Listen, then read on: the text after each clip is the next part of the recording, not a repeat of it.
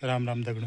आज जाणु छो मी मेले चामी और श्रीमद् भागवत महापुराण ज्ञान यज्ञ आज 14 दिन और दिन एक 2 बजे ना और अभी छमी अपने घर में तैयार चलता छुआ मेले चामी चामी गाँव नज़ारा देख सकते हो आप लोग।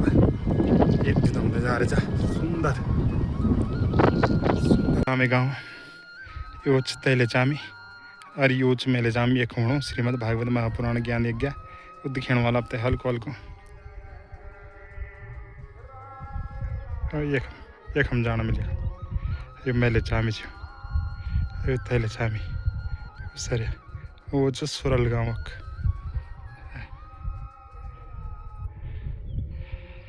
और मेले चामी खोने के रोड एक हम बड़ा जाई जा एक हम बड़ा रोड से एक कच्ची रोड जा एक हम बड़ा दिखने वाला होते वो हम बड़ा जाई रोड रोड जानी चाहिए बैनर भी लगे हम देख सकते हो आप लोग। देख हम जाना सीधा गाँव तक जाइए रोड पहुँच गए चामी गाँव या लगाया हमारे हम स्कूटी और एक हम बड़ा जरा से दूर हम तक कहीं हम तक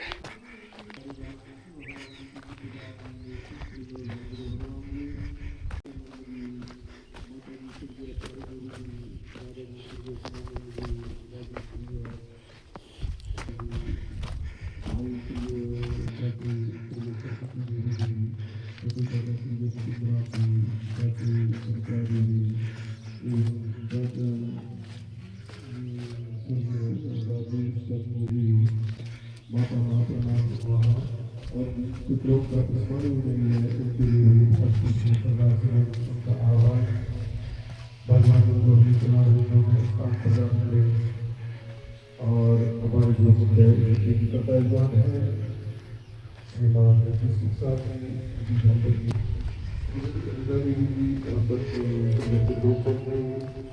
विकास को बालिका प्राची साक्षी सपरिवार श्री राकेश जी सपरिवार श्री जगदम्बा प्रसाद जी गेट में सुंदर देवी जी समस्त माताएं गेट लगे सुंदर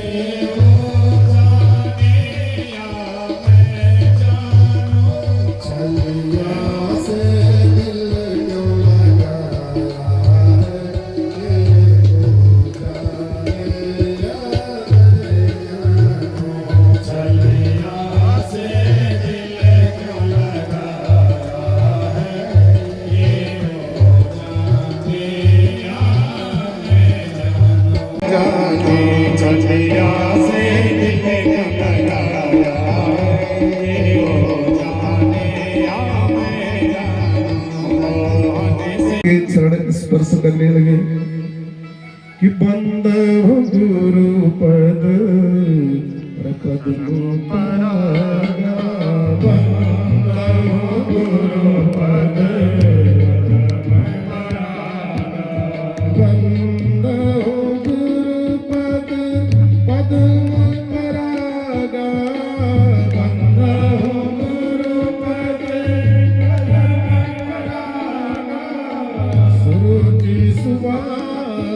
सरस अनुरागा सूरज सुबह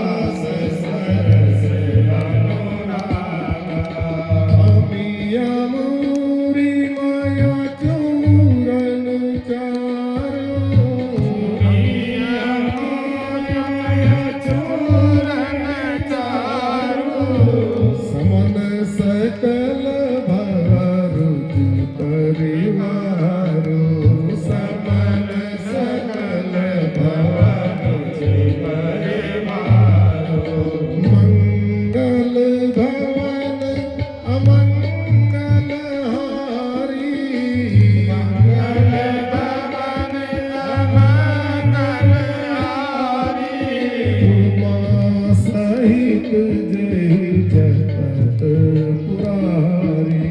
उमा सहित जय जगत पुरारी। तो कैसे हैं श्री गुरुदेव के चरण कमल कि बंदहु गुरुपद पद्म परागा, सुरुचि सुवास सरस अनुरागा। सुगंधित है, जीवन का कल्याण करने वाले हैं, सरस है, जीवन के लिए संजीवनी का कार्य करते हैं गुरु के चरण कमल। और जो इस शरीर में मैल लगे ना, काम क्रोध लोभ मोह मद मत्सर और अज्ञानता, इन मैलों की सफाई करने के लिए गुरु जी के चरण कमल झाड़ू का काम करते हैं महाराज। ज्ञान का दीपक प्रज्वलित कर देते हैं। बोले सद्गुरुदेव महाराज की प्रणाम किया, आशीर्वाद दिया। नारद जी ने कहा भाई कौन हो, परिचय पूछा, बताया कि मैं राजा उत्तानपाद, मेरे पिताजी का नाम है, माँ का नाम सुनीति है, विमान माता का नाम सुरुचि है। अब तक मैंने जो कथा आपको सुनाई तो ध्रुव जी ने वो व्यथा के रूप में नारद जी के पास कह दी सारी बात। तो कहाँ जा रहे हो? नारद जी ने कहा मैं परम पिता की गोद में बैठने जा रहा हूँ। तो नारद जी हंसने लगे। नारद जी ने कहा भाई देखो कोई परम पिता नहीं होता, किसी ने तुम्हें भ्रम में डाल दिया। नारद जी सोच रहे हैं बड़े बड़े तपस्वी ऋषि सिद्ध जिन के दर्शन के लिए तरस जाते हैं, और ये 5 वर्ष का बच्चा कह रहा है मुझे परम पिता की गोद में बैठना है। कहा कोई परम पिता नहीं होता, तुम घर वापस चले जाओ। उसने कहा नहीं, मेरी माँ कभी झूठ नहीं बोलती है। माता पिता जो बात कहते हैं बच्चे को उस पर दृढ़ विश्वास हो जाता है। इसलिए कहा कि बच्चों के सामने कभी गलत शब्दों का प्रयोग नहीं करना चाहिए, गलत विचार गलत भावना उसके मस्तिष्क में नहीं डालनी चाहिए। अरे पड़ोसी से नहीं बनती तो ये नहीं बोलना चाहिए कि पड़ोसी को प्रणाम मत कर, आज नहीं बनती कल बन जाएगी। लेकिन बच्चे के मस्तिष्क में यदि भर जाएगा तो उसके मस्तिष्क मोहर का काम करेगी वो दुर्भावना। उसने कहा नहीं, मेरी माँ कभी झूठ नहीं बोलती। नारद जी ने कहा अहो तेज क्षत्रियाणाम मान भंगम मृष्यते बालोप्यप्रदायते यत्मातुर सर्वचा। अरे का इसको कहते क्षत्रिय थे। भूमाता ने पिता की गोद में नहीं बैठने दिया, और माँ ने कहा कि बैठना चाहते तो परम पिता की गोद में बैठ के दिखा, और इस 5 वर्ष के बच्चे ने इतना बड़ा संकल्प ले लिया। ओहो, इसको कहते हैं क्षत्रिय देव। तो कहा भाई देखो तुम्हें परम पिता की गोद में बैठना थी, इसके लिए तो मंत्र का जप करना पड़ता है, कठिन तपस्या करनी पड़ती है। उसने कहा यही तो कह रहा, मुझे आप मंत्र दे दीजिए, आप मेरे गुरु हैं। तो नारद जी ने हार करके जब देखा कि बड़ा तेजस्वी मेधावी बुद्धिमान बालक है, तो कहा मैं तुम्हें एक मंत्र देता हूं, तुम ओम नमो भगवते वासुदेवाय का जाप करना। श्रीमद् भागवत जी का 12 मंत्र है ओम नमो भगवते वासुदेवाय। तो कहा ठीक है,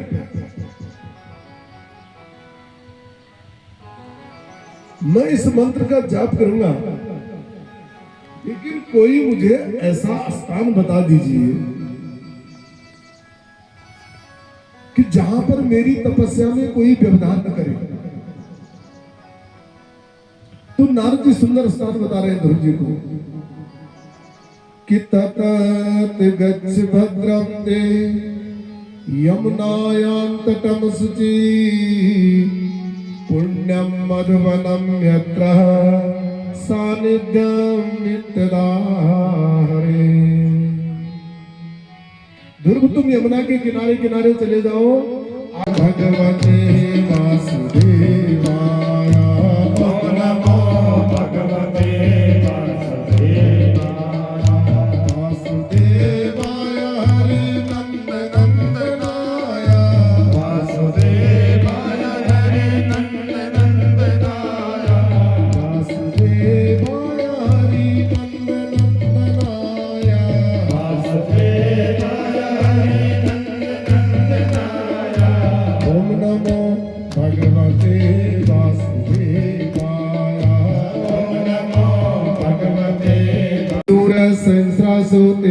निवासी जगतपते अनुकंपय माम भक्त्या ग्रहणार्घं दिवाकरः।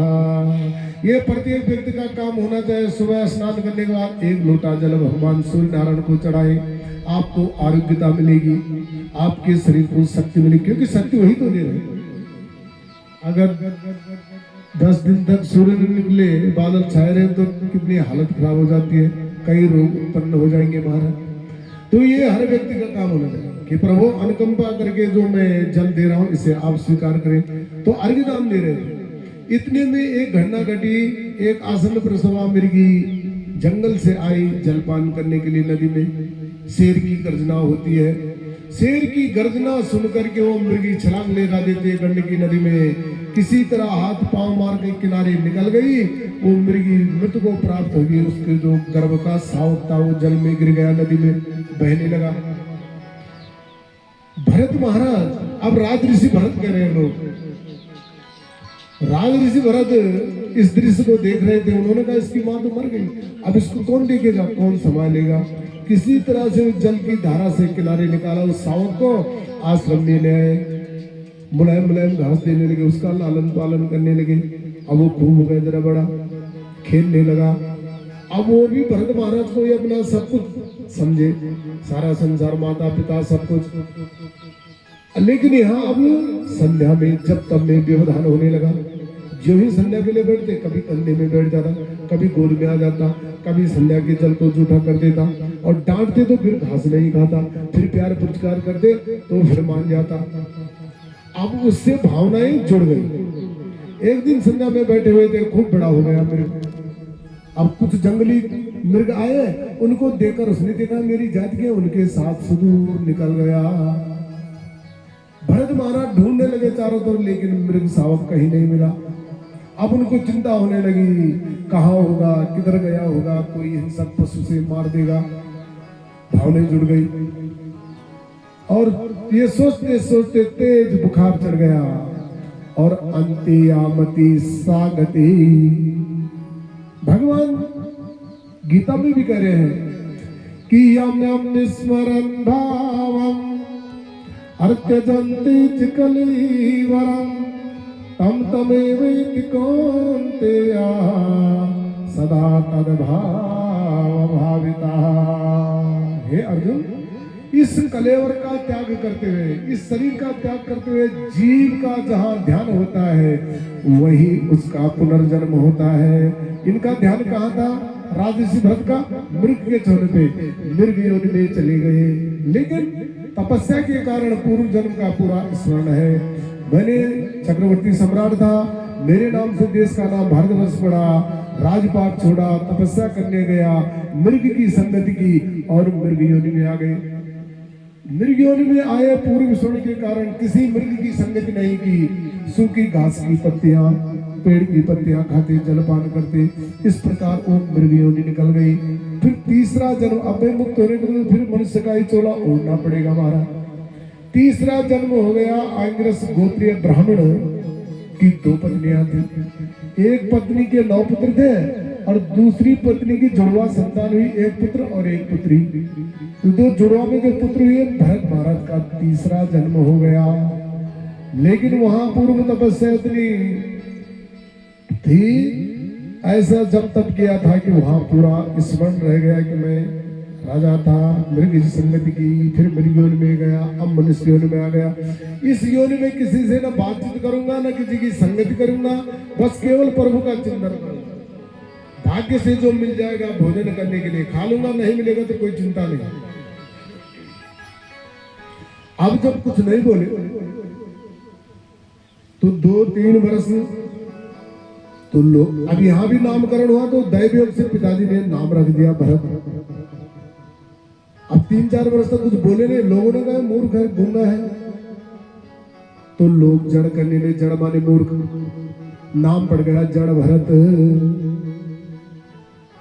8 वर्ष की अवस्था हुई, पिताजी ने यज्ञोपवीत संस्कार कर दिया, जनेऊ पहना दिया। ब्राह्मण का 8 वर्ष में, क्षत्रिय का 12 वर्ष में, वैश्य का 15 वर्ष में, 3 वर्णों के लिए यज्ञोपवीत लागू है महाराज। तो पहले से समय से संस्कार होते थे, आजकल सभी संस्कार लगभग लुप्त हो गए। अब केवल शादी के दिन पहनाते हैं, और वो भी पहना हो तो उस कहता है इसके बाद इसको कहाँ डालना है महाराज। जबकि यज्ञोपवीत जब ले लिया तो उसको निरंतर रखना चाहिए। गायत्री जब है वो आपको सुरक्षा देगा, सौभाग्य देगा। तुम महाराज यज्ञोपवीत संस्कार करा दिया, समय आने पर माता पिता का देहावसान हो गया, युवा अवस्था को प्राप्त हो गए जड़ भर महाराज। अब जो घर में भाभियां हैं, भाई है, बहन का विवाह हो गया। उन्होंने कहा भाई कुछ काम तो करता नहीं, दिन भर घर के अंदर लेटा रहता है। जो जंगल की सीमा जहां पर, जंगल के नजदीक जहां हमारी ये खेती है, खेत है, वहां जंगली जानवर नुकसान करते हैं। इसके लिए वहां बना दो एक झोपड़ी, हम इसके लिए भोजन वहीं भेज देंगे। जो भाइयों वो करेंगे, कम से कम खेतों की सुरक्षा होगी। अब भाइयों ने भी सोचा है घर में कला हो रहा है, काम ने काज का बोलो करे दुश्मन अनाज का। उन्होंने कहा बस खा रहा है पी रहा है, बस कम से कम वहां चौकीदारी करेगा। अब भाई ने वहां उसके लिए बना दिया रहने के लिए झोपड़ी। कहा खेतों की सुरक्षा करना, तुम्हारे लिए जो है अन्न जल यही भेज देंगे। तब भी मस्त बस भगवान का ध्यान करते रहे। जंगली जानवर आते तो कहते जब देने वाला राम तो भगाने वाले का क्या काम। तो तब ज्यादा नुकसान होने लगा खेत में कि राम जी की चिड़िया, अरे राम जी का खेत कारी चिड़िया भर भर के।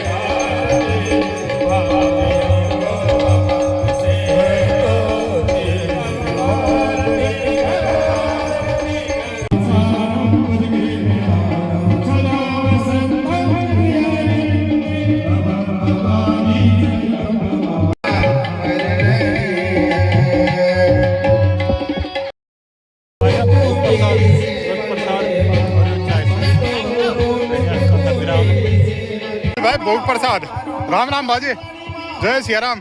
ठीक ठाक बढ़िया कुशल मंगल, जय हो जय हो। और बढ़िया सुंदर ठीक चल रही व्यवस्था, बढ़िया सुंदर है ना। बढ़िया तमी वो नहीं बैठ के चलाइए नहीं आई ठीक है बढ़िया सुंदर ले हाँ इसको अच्छा पिया पिया जलेबी है लिया ली सब लिया बहुत बहुत धन्यवाद बाजी ब्रेड वाले भी ये बस, खाइए बस। प्रणाम ठीक ठीक ठाक बढ़िया कुशल मंगल स्वास्थ्य पान ठीक चा अच्छा अच्छा अकेले छा एक तो गाँव थे कोई रहे हैं तब नहीं जा हाँ ठीक है आ तो ठीक है फिर भी हाँ तो ठीक है फिर हाँ स्कूटी लेंगे हाँ राम ठीक ठाक बढ़िया ठीक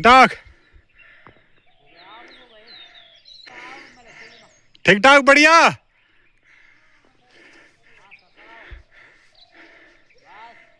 आ गया बिकिन गाड़ी छौकिन गाड़ी हाँ सब बढ़िया हाँ ठीक ठाक बढ़िया हाँ ठीक ठाक हाँ ठीक बाजी प्रणाम प्रणाम हाँ भी था